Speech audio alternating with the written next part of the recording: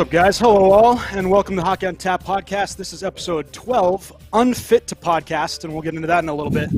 But I'm your host, Bill Dean, and I'm here, of course, with my two co-hosts, Steve Echevarria and Mike Sandillo, a.k.a. Little Steve and Schwim. Boys, how's it going? Don't forget Melvin. What's up? Oh, yeah. And Melvin. Melvin. Is Mim in the corner? Is Mim in the corner? I don't know where the heck she went. No. Well, you got a cat on the podcast for everybody that wanted to see it. It's right there for your viewing pleasures. At least his ear is here. It's been here every week. Sure. Yep, he'll stand in for Schwim in a couple minutes, I'm sure. It's a better looking view than when I have to run to the bathroom. There's a picture where he replaced Schwim on that we posted. Yeah. I don't remember what social media. It was on Instagram. I prefer it. He's very insightful. Yeah, he'll give his. Unfortunately, me and him are rivals because he's a Panthers fan. It is true. He's a Panthers fan. Nice. He's the only Panthers fan in New Jersey or in the United States, even. That's true. Very true. Including Florida. All right, gents, why don't we get some beers? Schwim. First? What? Wait till you see what I'm drinking. What the? I'm going to show you the can first. It's it's Untitled Art. It's Rocket Popsicle Sour. It's Untitled Art's the brewing company. They're from Wisconsin, I believe. Only 5%, but wait till you see this thing. It is like neon, like bright blue. I don't understand how this is a beer. This is like... It looks like a soda. Yeah. It smells like a soda, but it smells exactly like a Rocket Pop if you've ever had those growing up or still have them. Oh, is that the red, white, and blue pops? Look like a rocket. Yeah. So this is their version of this. I was gracious enough to buy this guy one and that guy one. Yep. I hope he appreciates it. The best. I haven't tasted it yet. It really looks like soda, like blueberry soda or something like that. It looks ridiculous. It really does, but it's pretty interesting. I'm going to take a sip right now and let Steven talk. All right. Well, I decided to go back to Dogfish and grab one of their Imperial Cream Ales, Suddenly Comfy, brewed with apple juice, cinnamon, allspice, and vanilla beans. This is basically like warm apple cider, pie. Basically, or warm apple pie. Yeah. It's basically like dessert, but it's in beer form. It's freaking delicious. And just so you know, cream ale, since I don't know if everybody know this, I am a vegan, so I do not drink beers with lactose in them.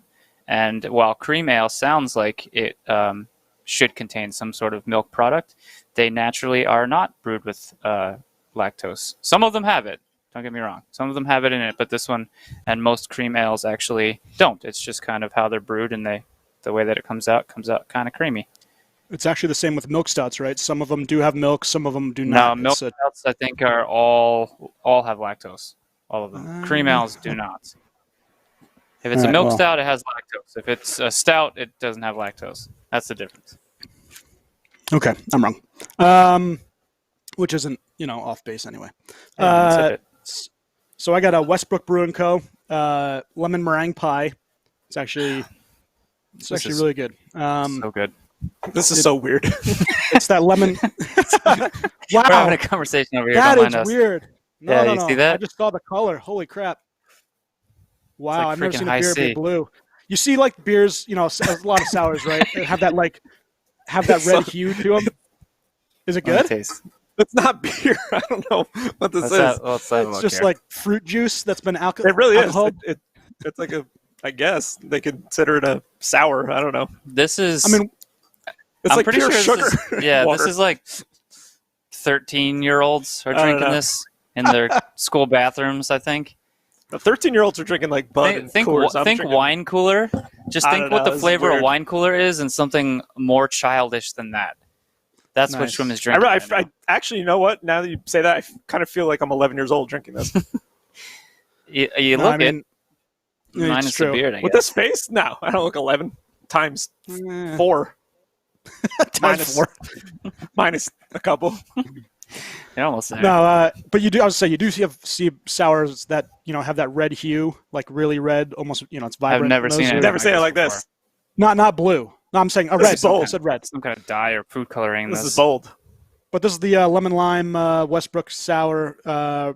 Cinnamon and milk sugar. It actually does kind of taste like a lemon meringue pie, which is pretty cool. But yeah, Westbrook, Mount Pleasant, South Carolina. It's a really good brewery. I've actually been there once, but good stuff. You've been there? When you went to Sierra Yeah. Nevada? No, Also, right? South Carolina, right? So when we go to South Carolina. when we go to Charleston, Mount Pleasant's not too far. It's That's right pretty cool. around the corner. Yeah, there's a lot of good think we have breweries all down the- there. We have all to the- take a trip. All the food groups covered. We have Yeah. I have my Candy group? popsicle. We have your lemon meringue pie, and we have Yeah, your we have all the desserts. your apple Just pie. all sugar. Oh, it's Yes. dessert. It's dessert. All Alan. dessert. 3 children. Dessert 3 times a day. That's what growing kids need.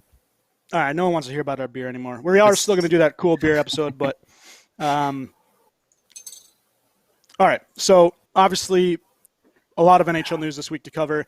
We were thinking about having some guests on this week, but we have way too much stuff between what's going on, the return to play. We still have some stuff on the CBA to touch base on, which we didn't get a chance to. Obviously, injuries, and obviously with our podcast name, Unfit to Podcast, the term being used by the NHL now is unfit to practice. Infuriating. Yes, The most annoying phrase on the planet. Because obviously the NHL with what's going on, right? They don't want people to know if someone has it. There's people's rights to not disclose if they have COVID. So the NHL gave the teams the ability to use unfit to practice, but they didn't say that they could use that for just COVID perspectives. Now they use it for everything. So if a guy bruised his pinky on a shot, he's unfit to practice. If the guy has COVID, he's unfit to practice. If the guy keeled over and no one's going to do it. But if a guy keeled over and died, he's unfit to practice. So, unfortunately, they don't have any. It's a lot of, bluster about who has what, and we'll get into that a little bit. Obviously, the big news, and this is on the injury perspective, is Sidney Crosby. Steve, why don't you get a little bit about what's going on with him? I know he's missed a couple practice in a scrimmage. Why don't you give a little more? Yeah, so the Penguins had a scrimmage on Saturday, which was actually pretty cool. They live streamed it for the fans, so you could go to any of their apps and actually watch it. And they had 2 of their color, Phil Bork, and I can't for the life of me remember the second guy, but they're actually doing play-by-play. So it's almost like a true game you're watching. Of course, it's just like a scrimmage, but it was interesting because it maybe gave you sort of a glimpse into what you're going to be watching when the playoffs start, because obviously there's no fans anywhere. It's really quiet.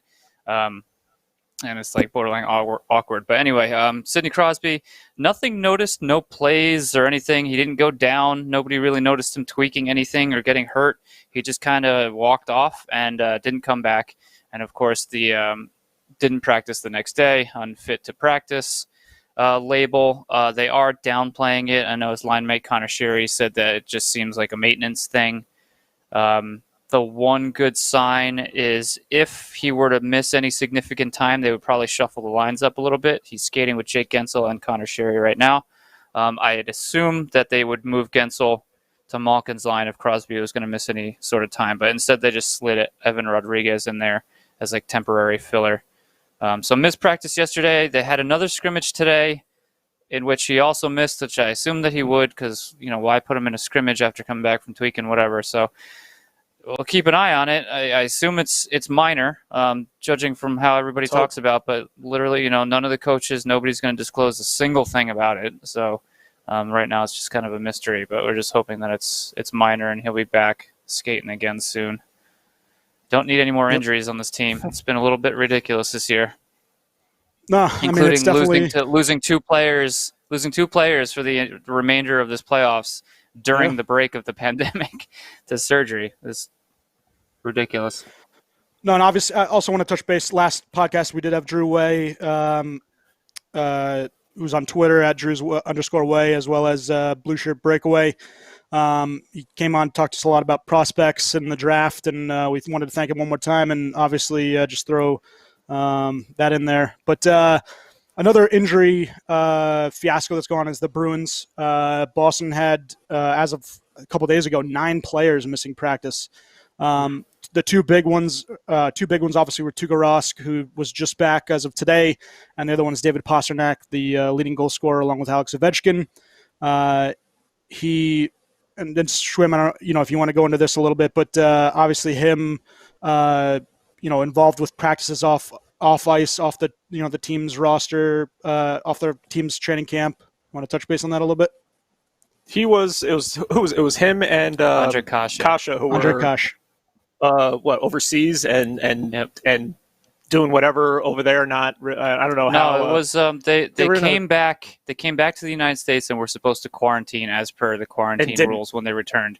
And instead of quarantining during the time, they went out and apparently there's photos and video somewhere of them skating in a different facility. And people took pictures and took video, whatever. They're working out on a separate rink. Turns out he was exposed to somebody who was tested positive. Mm-hmm. So, whether or not Schwim, whether or not there's any repercussions for breaking protocol, I don't know. I'm just hoping that this kind of like ruins their flow and they like limp into this their little round robin, and just maybe they end up being like the 4th seed and they got to play whoever in the first round after. I'm like, I think this is really I mean, they have a really good team no matter what, but I think this is kind of hurting them. They can't get like maybe their practices going the way they want to with all their players missing and people coming in, going out, come back in, or being out the whole time. But I don't like the Bruins, so I don't.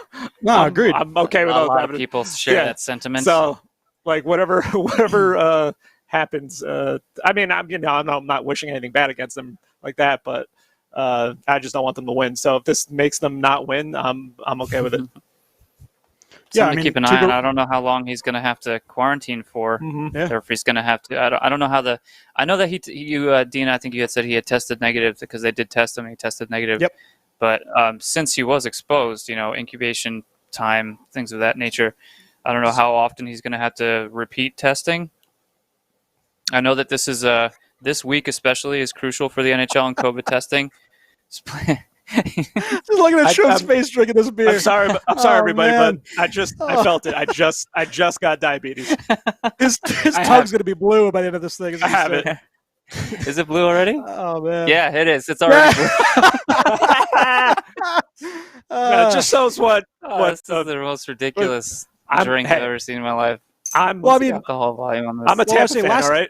Blue is my color. That's true, yeah. Yeah. Well, I say 2 weeks ago, I'm a diehard fan.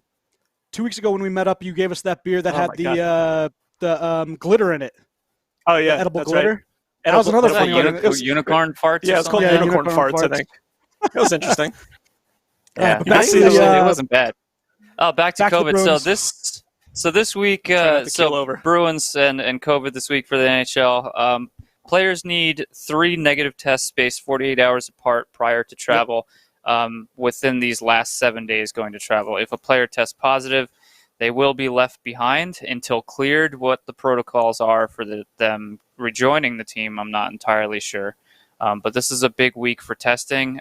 And Dean, as far as the testing goes, 2 positive cases in the first week. These players are currently in self-isolation. However, they did not state the names of these players. Yeah.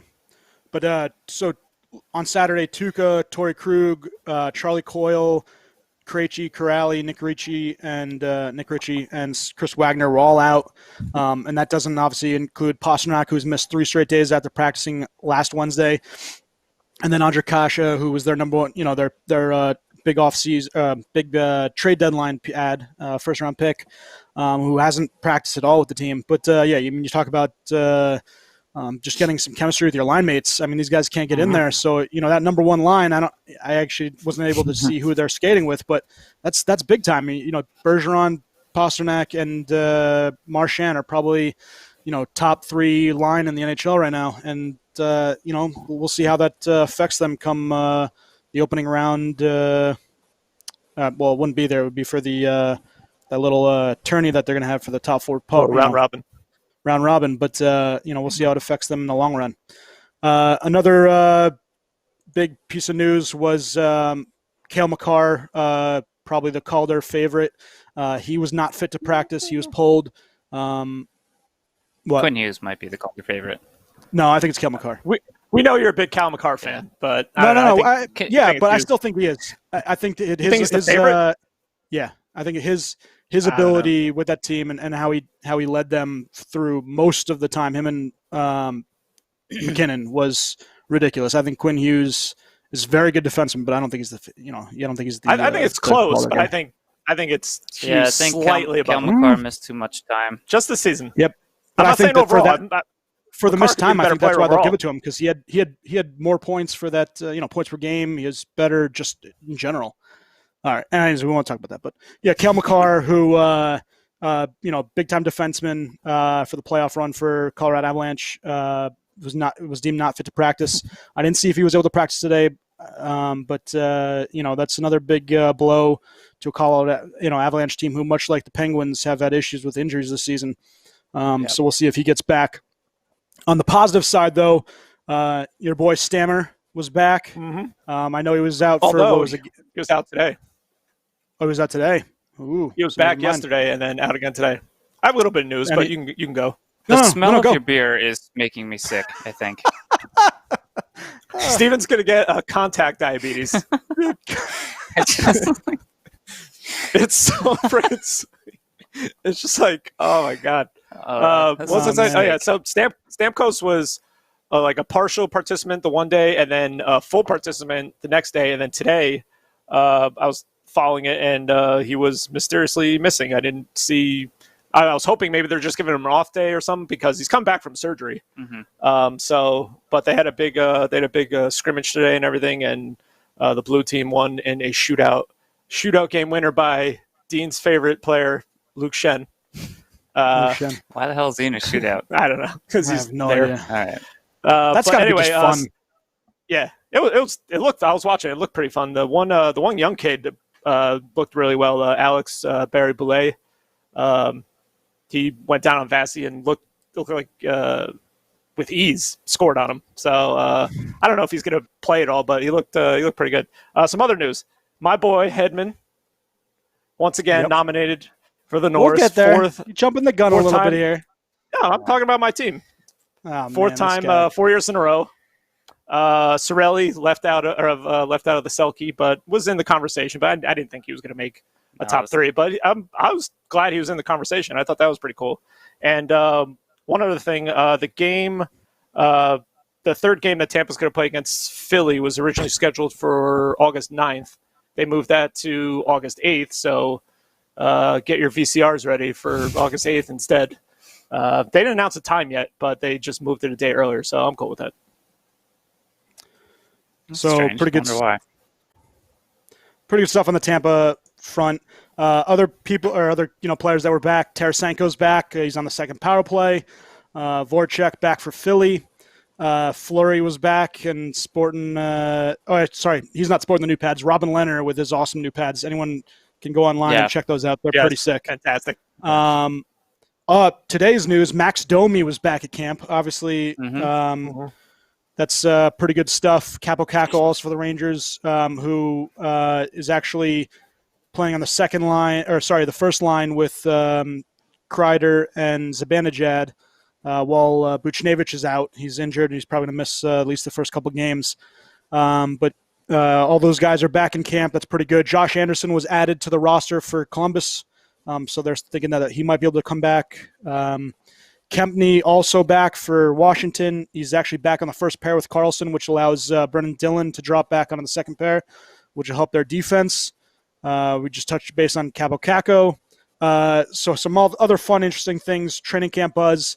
And we talked about this earlier. Matthews on a line with Tavares and Marner for the Toronto Maple Leafs. All-star game line. That's just not right. Jesus. I mean, they have a wealth of riches there. I mean, you got Nylander still. You got a ton of players, Kasperi Kapanen. You got a lot of players over there that could be on that top line, but that is just filthy.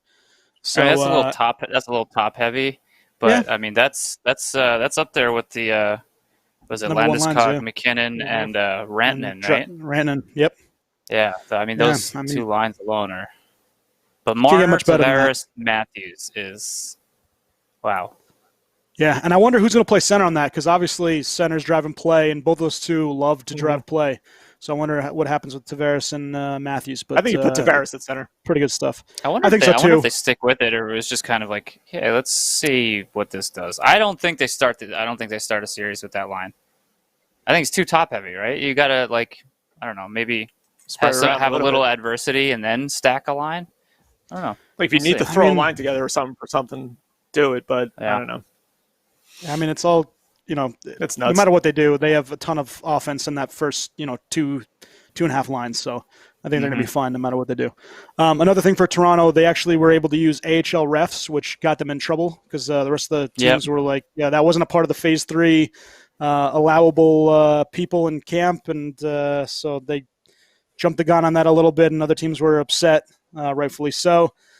Friend of the pod, Brock Besser, with that trade rumors. Hopefully not the Devils.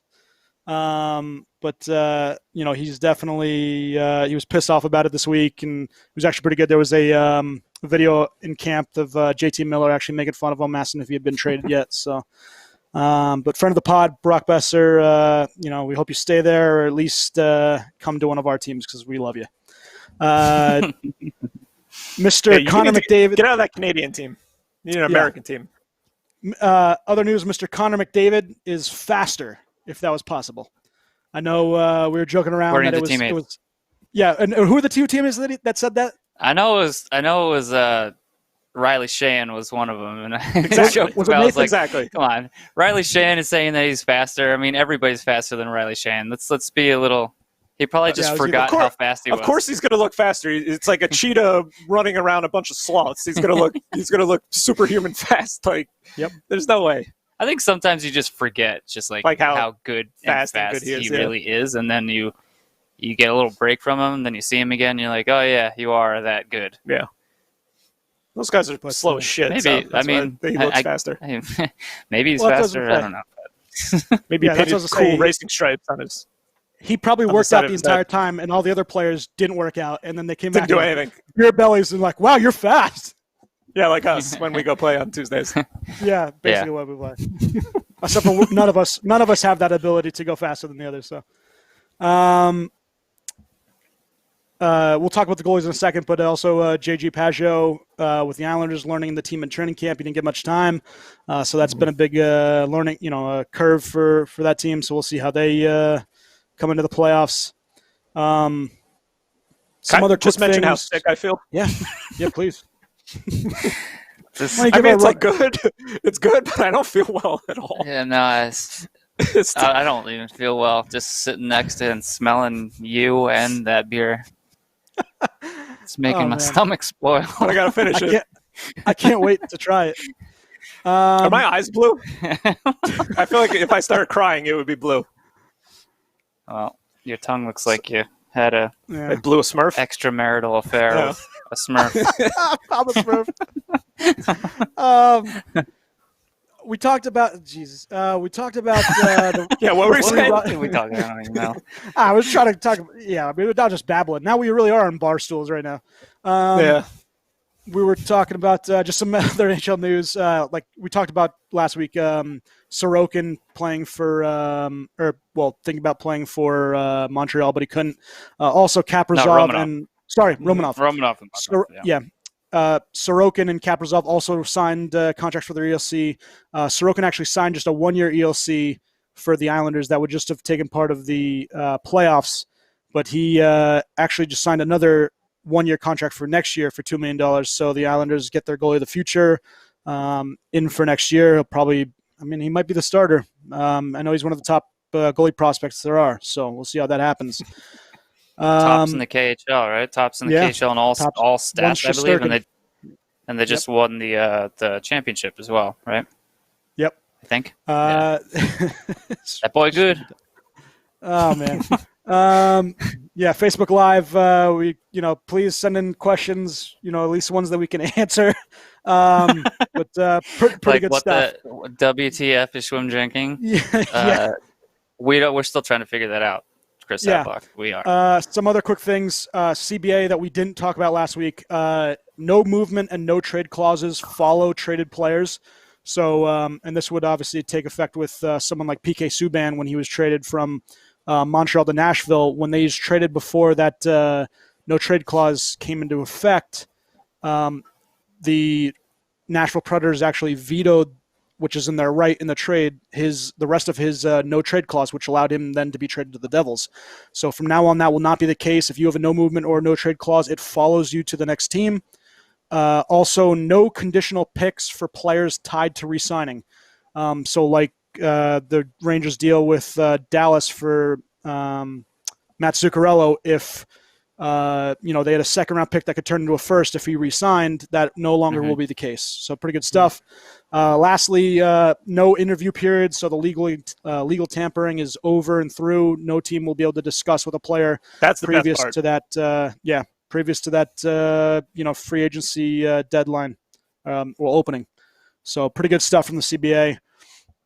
A couple more little things, tidbit NHL news. The NHL's going to be using fan videos for crowd noise, so Schwim can be heard on TV saying "Let's go Tampa" or "Tampa, you suck."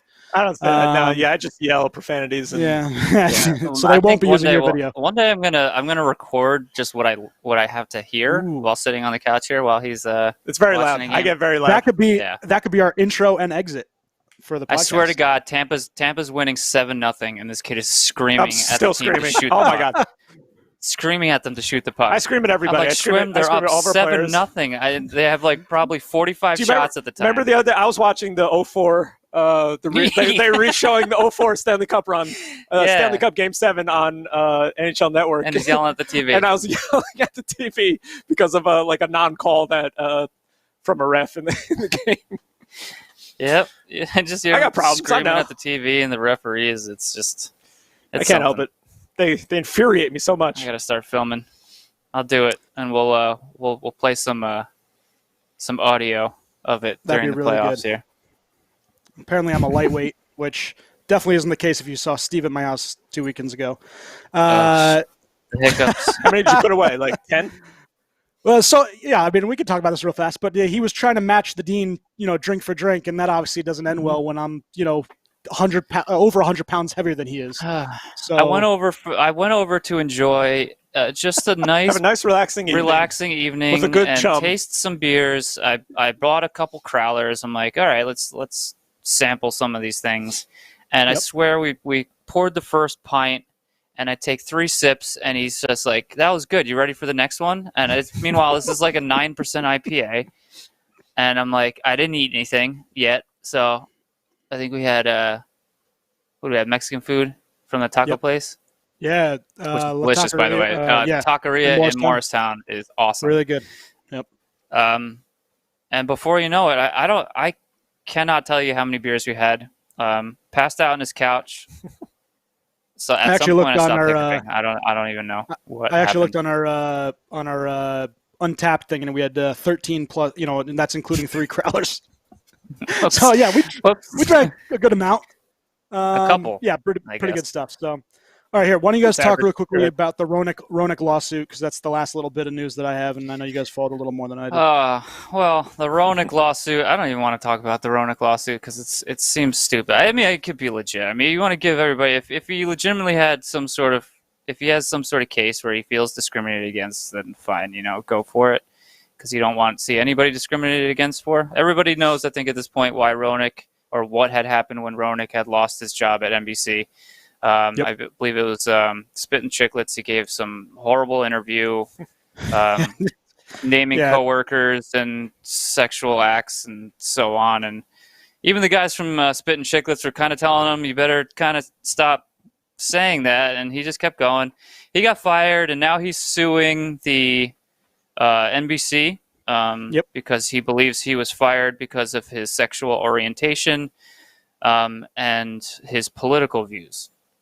We won't get into his political views. You guys can look that up and debate it amongst yourselves. And also look up the details in it. I don't even really want to discuss it. It just seems like he's bitter and just wants to get back to him at some point. If he has actual evidence. I mean, there's some claims on there that the producer or whoever the higher up at NBC, some of the things that he said, if he actually said it, were completely unfair as far as profession goes. But if it's actually true and he has evidence that the guy did say those things, then sue him, I guess. But but we know what he said. So know what he said, and there's really, we know why he was fired. Yeah, you can't dispute that. Yeah, the comments were awful.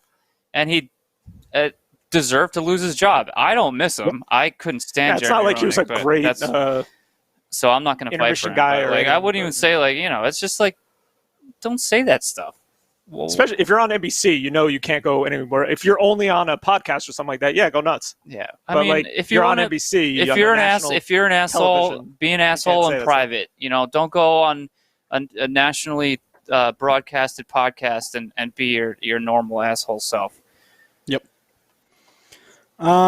Yeah, so obviously there was that, and there's a bunch of other things. I'm sure we might have missed out, but it's been a pretty long week. Teams will make that trip next week. Actually, on Sunday, I think the teams start to move to either Toronto or Edmonton. Rangers are going up Sunday. And then so next Monday on our podcast, we'll talk a little bit about the matchups and what we think about them. We also might have a special guest to dive into a little bit about the playoff matchups as well. So we'll get into that. But this week, I think we wanted to touch a little, base into the goalies, especially the goalie. He's dying over here.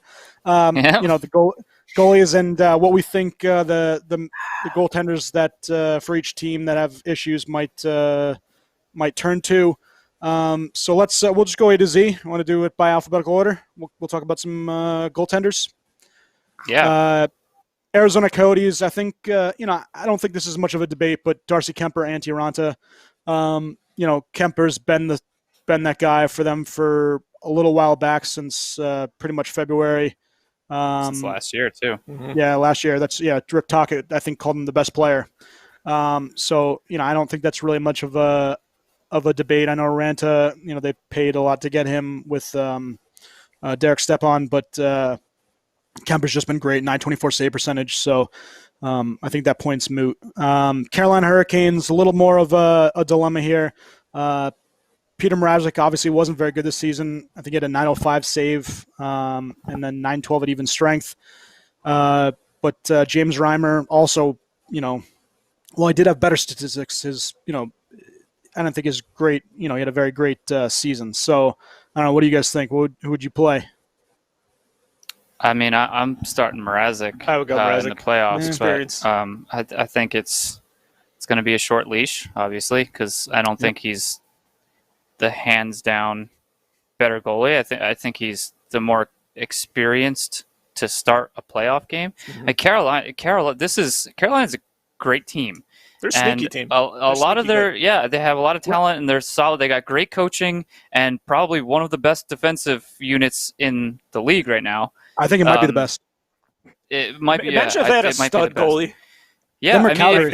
They'd be a scary team. a lot of their success is going to ride on their goaltending. And Steven's gone. Well, everyone. that's all right. It's replaced by better things.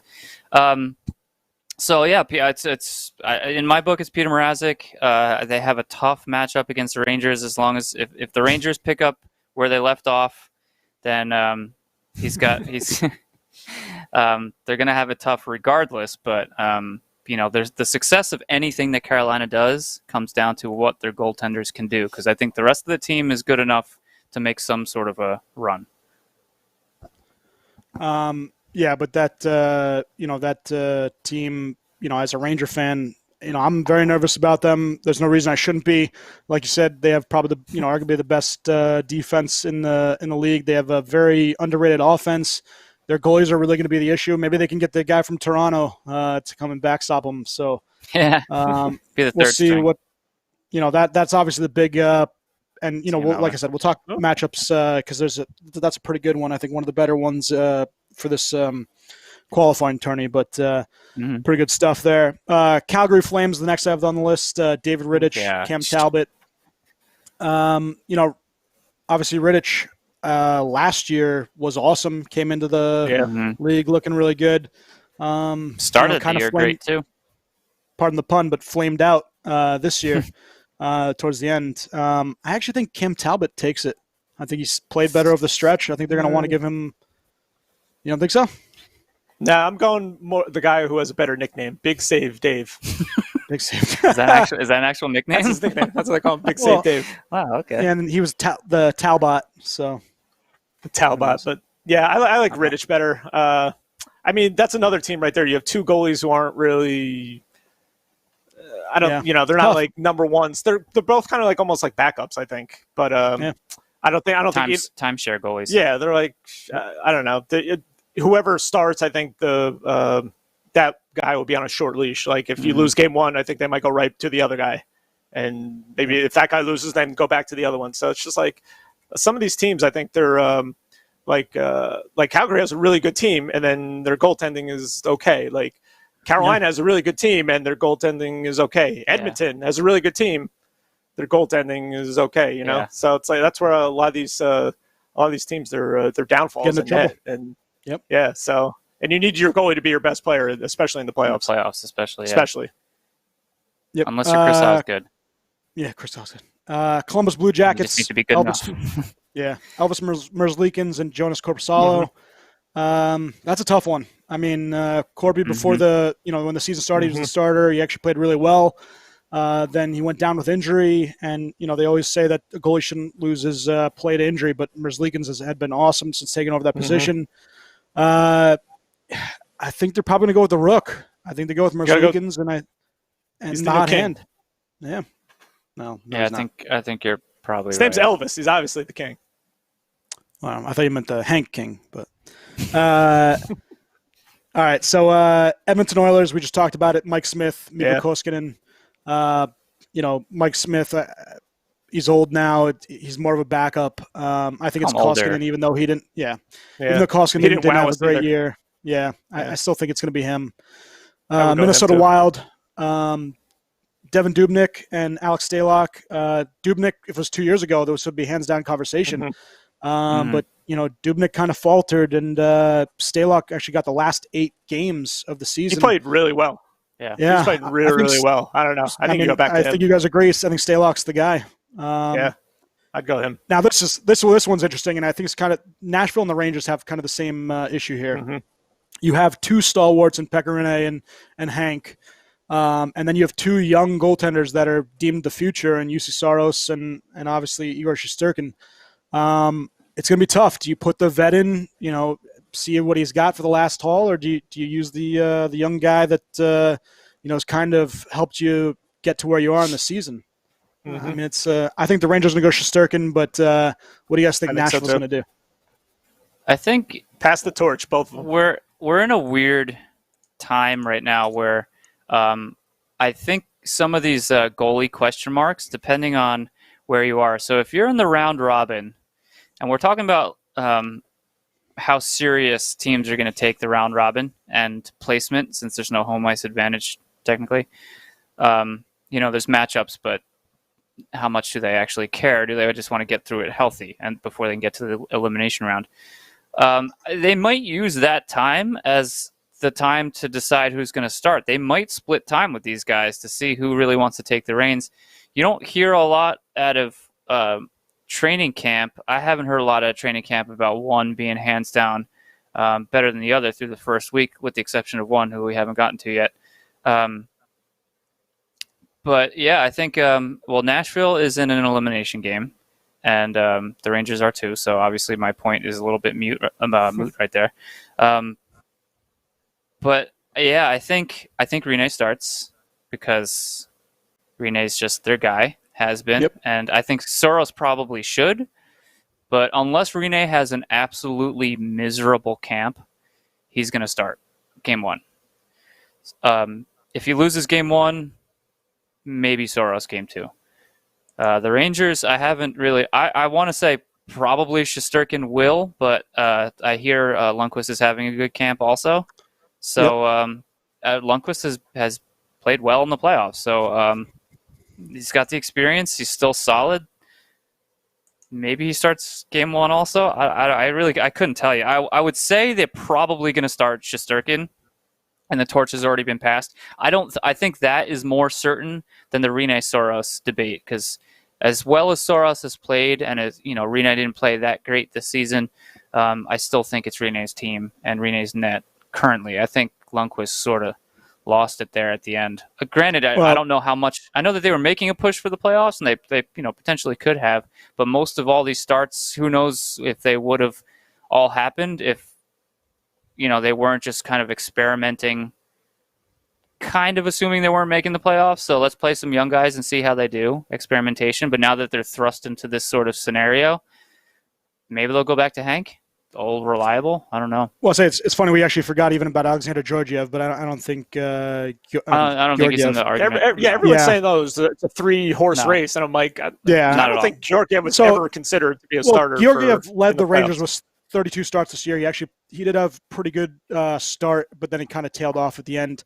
The problem with Hank is that I think he played in 4 games of the last 24. So that's pretty rough, and 1 in the last 9. So his regular season totals at the end, I mean, they were leaning on those 2 young guys, and Shesterkin going 10-2 in the 12 games that he started before that rib injury. I mean, his save percentage was awesome. One of the tops in the league in high dangers. Well, yeah, but his 934 goals saved above average was the Rangers' best by a large amount. So I know Hank has great numbers against Carolina. I don't think it's going to happen. And, I could see them if they go down 0-2, maybe they put him in that 3rd game as, and because obviously this depends on the offseason. But, if he gets bought out this season, at the end of the year, that could be his swan song game. So we'll see how that goes. Islanders, Semyon Varlamov and Tomas Greiss. I think it's Varlamov. I don't think that's an issue. Although they split every single game this year. Yeah, I know. Well, that's kind of what Trotz was doing even last year. Yeah, I think you still go Varley. I agree. All right, Steve, let's talk about your Pens. Yeah.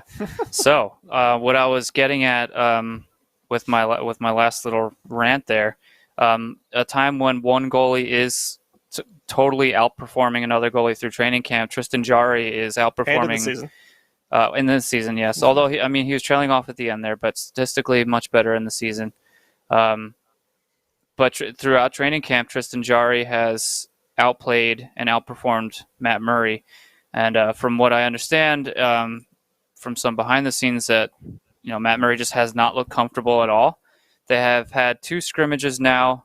The first one, so let's be fair to Murray a little bit in the first scrimmage, where they had the top 2 lines of Crosby, Sheary, Gensel, Malkin, Zucker, Rust against the bottom 2 lines of McCann, Lafferty, Marlowe, Bluger, Tanev, Zach Aston Reese, with a couple other players rotating in there. They lost 7-0. So that's not nothing.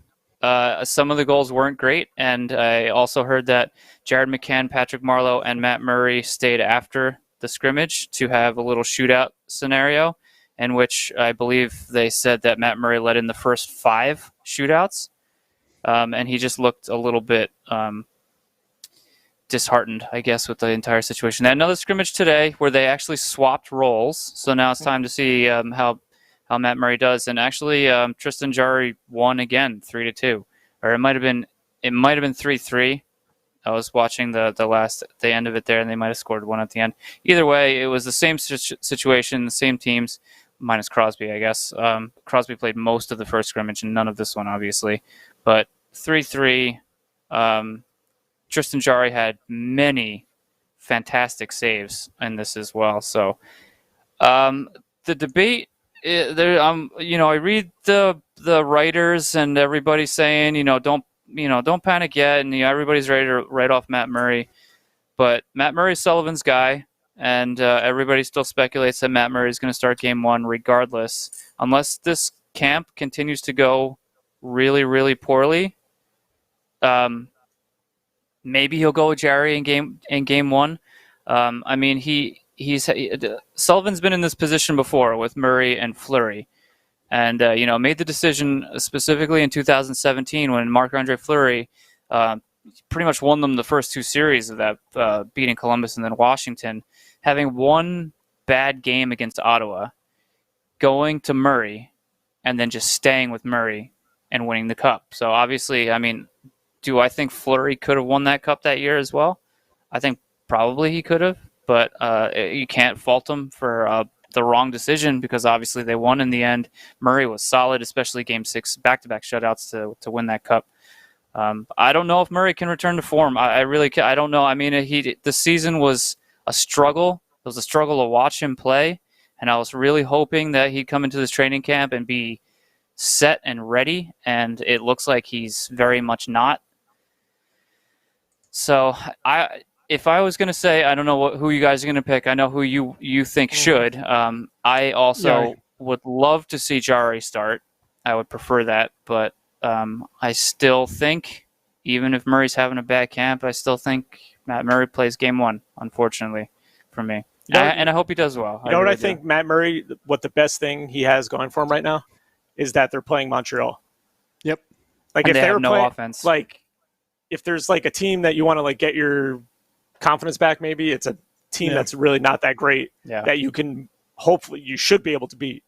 Like, if Matt Murray is awful against Montreal, then and I think Montreal had a scrimmage themselves this weekend and scored a total of 2 goals. So during it. So that's some other. Carey Price basically said that he can't do this by himself, so he wants his team to kind of help him out. Yeah. So he knows he's in trouble. He needs. Yeah, he knows. Yeah, he needs help. He's not going to steal the series. I mean, he's a goalie who potentially can, but I don't necessarily think that he will. The round robin teams, I think we just touch base real fast. Colorado Avalanche, I think Grubauer takes that. I know Francouz played better at the end of the season, but Grubauer also got hurt. So I think that he does take that role.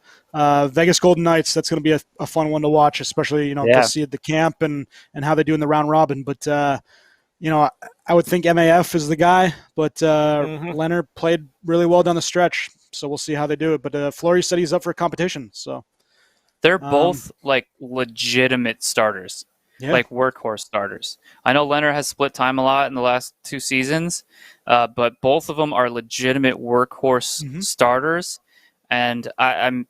It's a crazy situation. I don't know how many. Like, we're talking about these goalie debates, and some of them are debatable, but none of them have ever been like they're all workhorse starters. It's just kind of like who's going to be the better. It's usually of the like 2 backups. This one is between like or 2 split starters. times. Yeah, these guys can play the majority of the season for any team that they're on, and they're both really good. So I think you can play either one of them and not have a problem. Yeah, not miss a beat.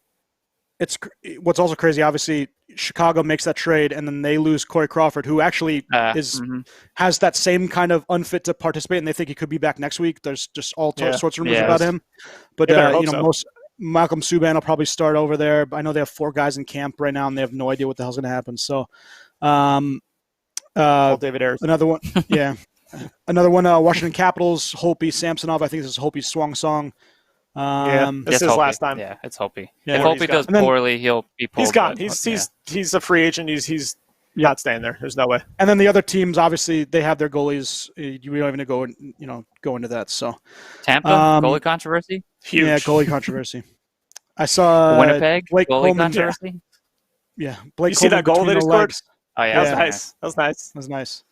That'll What never goalie was happen that? Because that was not Vasilevsky. That wasn't Vasilevsky. I thought it was Vasilevsky. I thought it was Vasilevsky. He looked tiny. The goalie looked tiny. In the thing. He got down. He got down small. Oh. He scrunched his. It's like, what's Blake Coleman going to do? He's going to put it between his leg and put a top shelf. All right, so we got about 10 minutes left. Let's do 31 to 40. I don't think there's hammer through it. Hammer through it. Yeah, I mean, I don't think it's a big deal. 31. Billy Smith. You know what? I think it is a big deal. Billy Smith. Yeah, Billy Smith, the Islanders, obviously those 4 championships consecutive. Ken Riggett's there. Grant Fuhr, another one. Hall of Famer. Cujo, another one. A lot of good goalies with 31, yeah. Who do you guys think your team? Well, you know mine. I just showed it. Yeah, 31. I love the guy. Right. He with the exception of Lemieux and then Yager, Ken Riggett was my guy. He is the reason why I played goalie. I know it's really random.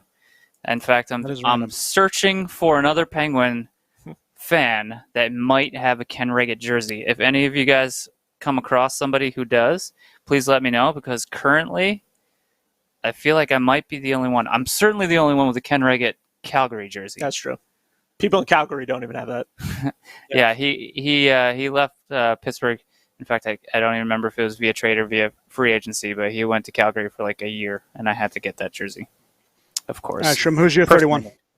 I was going to mention Carey Price also as a 31. But for Tampa, drafted by the Pittsburgh Penguins, a Mr. Rick Tabaracci. Yeah, also a Penguin. Played 1 season in Tampa. Also 31 on Pittsburgh. Yes, 31 on Tampa. Super tiny, but really cool guy. He had a cool helmet. He had a really cool helmet. He had like a Back to tiger, the like helmets. a white tiger with lightning on it or something, I think. Back in them 90s. That's another episode, future episode, goalie helmets.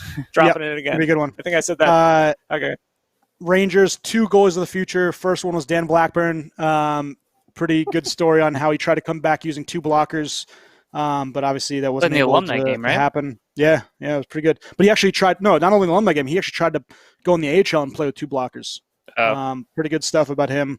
I felt bad, obviously, because he had the torn tendon and could never close the blocker glove anymore. But and then the other guy, the czar, the future of the Rangers net, Igor Shesterkin, number 31. 32. Czar. A new starter. 32, he of 3,500 penalty minutes and 1,000 points. Yep. Dale Hunter. Also, you could talk about Claude Lemieux for the Devils and Avalanche and all the teams he played for. Steve Thomas, another one. Rob Ray. What do you guys Dale think? Hunter. Who's your 32? Dale Hunter spent nearly 60 full games in the penalty box through his career. Amazing. From his penalty minutes, and still had over 1,000 points. That's ridiculous. That's crazy. That's crazy. Dale Hunter for me, 32. That's what I think. How about Quick, number 32, another goalie? Quickie. Yep. Quickie? Good old Quickie. I love Dick, Rangers- Dick Tarnstrom on Pittsburgh, by the way. That's what I'm saying. It's because his name's Dick. Yep. He's Rangers- from Slovakia? I don't remember. Keep going. I'm just Rangers talking gibberish. 32, and they'll love this. The Devils fans, Mr. Stefan Matteau. So that was a good 32. I'm sure I'll get muted for that. Number 33, I don't think it's any contest. Patrick Waugh. No, not a chance. Yeah. Henrik Sedin obviously is a very good close second, I guess. Well, not close second, but just a second. And then Ally Afraidy. But 33, Patty Waugh. What do you guys got? Don't forget Ziggy 33s on your team?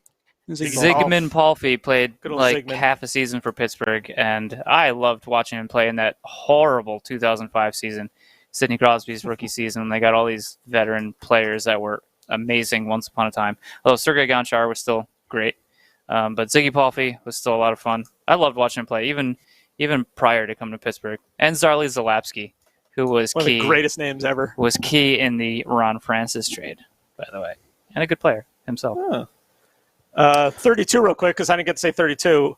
Former Devil Corey Schwab. He had 12 wins in 3 seasons for Tampa. 33, Freddie Moe. Freddie Modine for Tampa. He's the worst. He was one of my favorite players. 33, Rangers, Tony Monte, but then they traded him. Other than that, Cam Talbot and Michael Roosevelt, not really anything special. 34. Scraping the bottom of the barrel here. I know Bottom of mine. the barrel. 34, Mika Kiprasov. The Kipper. For me, I disagree. at least. All right, who's your? I disagree. Who do you think's the 34 of all time? John Van Oh, Beesbrook. Beezer. I'll be right back. The Beezer. Yeah.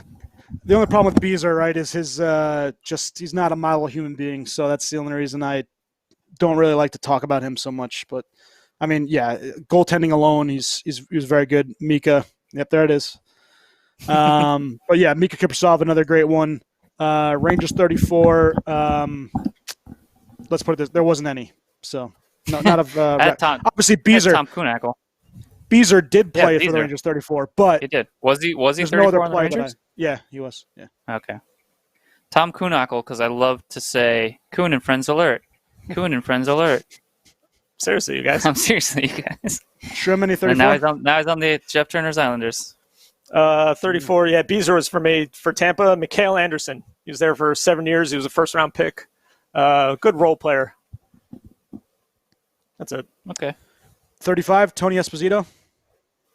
Tony. Yeah, first goalie ever to wear number 35. Also, by the way, in case you guys were curious. Obviously, Hall of Fame You know resume, 423 games, Calder Trophy, I know mine 3 isn't. Vezinas, 10th all-time in wins.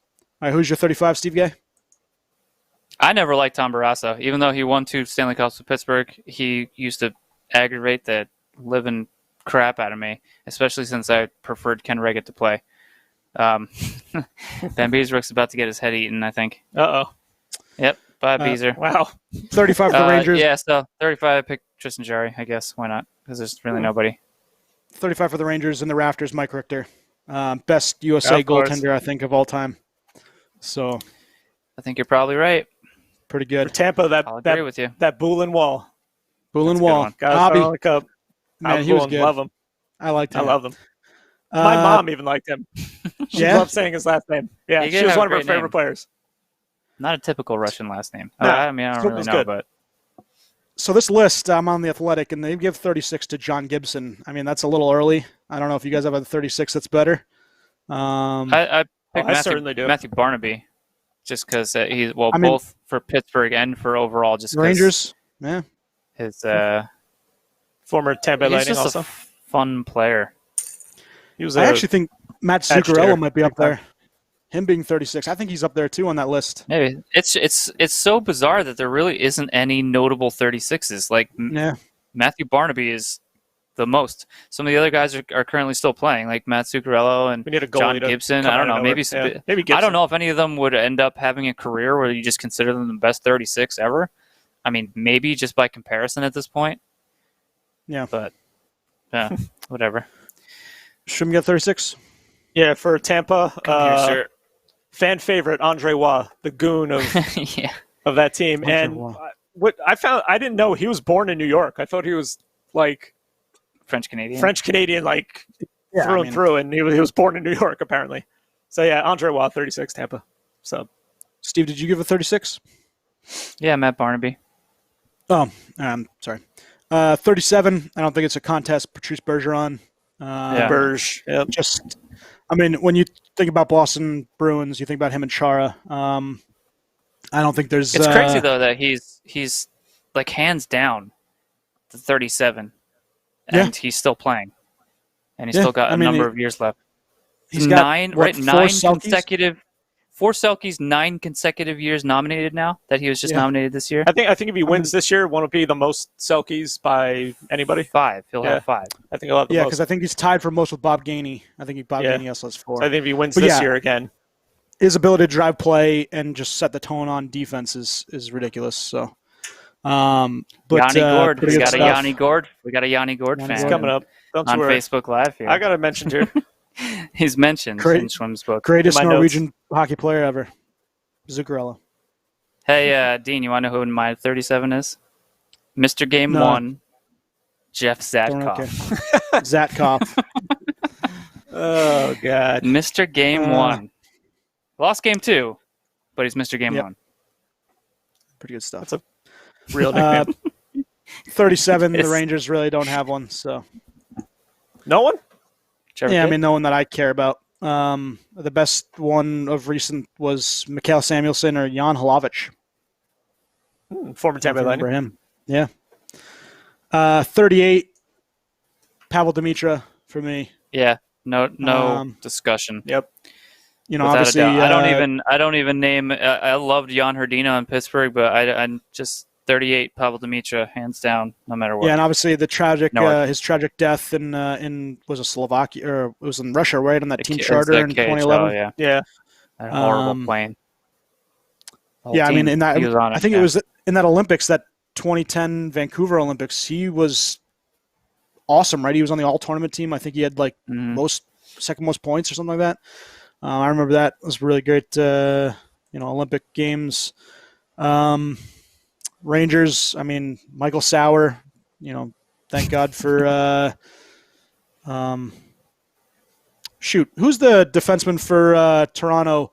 Dion Phaneuf, who just destroyed Michael Sauer and gave him the worst concussion of his life, so he could ever play again. So, good job. That's a horrible thing to say.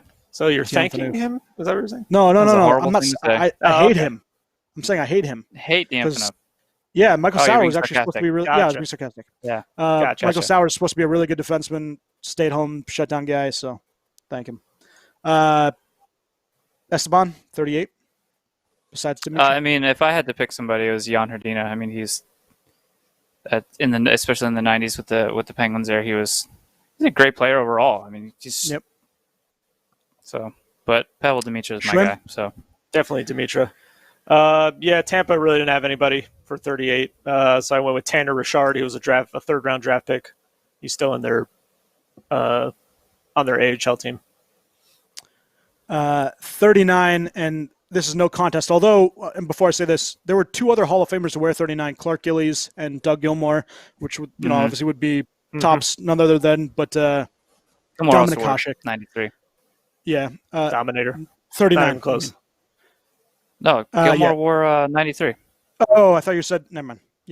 Dominic Hasek, best ever. I think the best goaltender ever. We can let the Devils fans get angry at us on every single social media platform again. But yeah, I mean, just pretty much his ability to just take over a game. He brought, dog crap teams to finals with Buffalo. Like Buffalo, right? Yeah. Yeah, I mean, the biggest thing I put forward on that one was their top goal scorer or their top point guy had 63 points and 40 goals, and on that team that went to the Cup final, like 63 points was the top guy. Right? Yeah, Miroslav Shatan. 39 for the Rangers. Matt Bolesky. I mean, we're on thin ice here, so maybe literally. Dan Cloutier for a little bit. So actually, I Dougie Wade had it. I have Schwim's cousin Luca Caputi. Nice. Ooh. Or Luca, see you this summer, Luca. Don't worry, I'm coming up. Or my good friend Jeff Turner's favorite player of all time, John Sim. 2 fantastic 39s. And for me, my other cousin Enrico Ciccone. I'm not gonna be able to come up there this summer. Maybe next time. He was 5 years on Tampa. He's an Italian Canadian for some reason. 6'5", 220. Boom. 6'5", 220. Nice. Yeah. I thought that was a made up name. Well, that's I thought so too. It's like Enrico Palazzo, but for hockey. Enrico Palazzo. But yeah, Dominator, obviously the tops. Yeah, not even close. And then lastly, finishing up number 40, Henrik Zetterberg. And I think Alex Tanguay is a close second, solid second choice. But 210th overall pick. Yep. 210. Yep. Henrik Zetterberg. Conn Smythe led the postseason in 2008 in goals and points. Fantastic player. Part of those Red Wings teams that just blitzkrieged everybody. And then, 40 for myself on the Rangers. Mark Pavlich wore it. USA great. Miracle. Yep. Miracle on ice. Georgiev has it now, and Michael Grabner before him. There you guys, go. 40? 40, Patrick Lalime, longest unbeaten streak to start a career. 14 wins, 2 ties. 16 straight games unbeaten. And then after that, he was pretty lousy. But that was cool, at least. How about also Still holds the record. Tuukka Rask, number 40? Mm-hmm. I mean, again, I don't like Boston, but Tuukka Rask. For Tampa, one of my favorite players, Vinny Prospal. He wore it for one season. Backlav.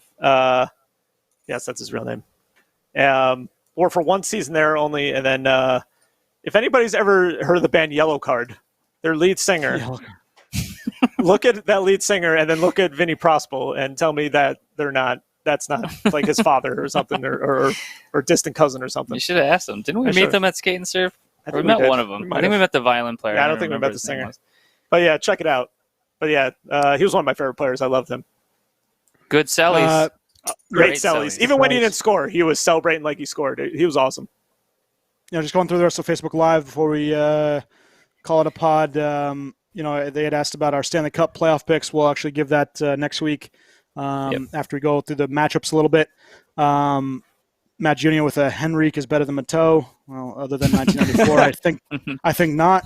And then Lindy Ruff was the last comment, and we will try to have Mr. Beer Baron and Mr. Shorts Guy on, as well as Sam, to talk about that because we do want to get that in there. I know that was obviously big Devils news, but there's obviously a lot of stuff going on with the playoffs, so we wanted to go over that first. Next week, we're going to try to have a guest on to talk about the playoffs, and then we'll give our comments as well. Sam, you got anything, bud? He was scrolling Twitter and Facebook and stuff. Still looking at memes. Yeah, nice. Yeah, there you go. the mute button for Billy Dean. Well, I did say. Well, there it is. That's what we were waiting for. Oh, man. And that. You got to get muted, I think, at least once every podcast. Schwim's beer is finished, though, thank God. So I don't have to smell it anymore. I know, but I feel sick. It was pretty good, though. Would I have another one? Not right away. Is Dean back? No. I hope so. Are we giving ratings on these bad boys or what? As soon as Dean is back from his timeout for being a Dean jerk. gave it a 4. We're signing all of our How do I do 375 with my fingers? Make it up. Hey, Am I Dean's back back. yet?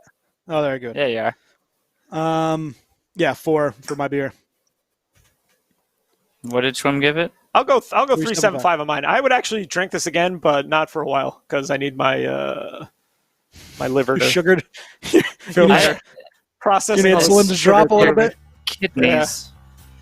I cannot believe what I was smelling this entire podcast. That's not much of beer. I wish you guys could smell through the radio or whatever. Smell-o-vision. 425, suddenly comfy, delicious. It's like dessert in a beer. Yeah. Anything Dogfish is awesome. Yep. All right, guys. See you next week. Schwim, take her home. Easter agrees. All right, that's it. You guys have stood my way long enough. I'm going to clown college.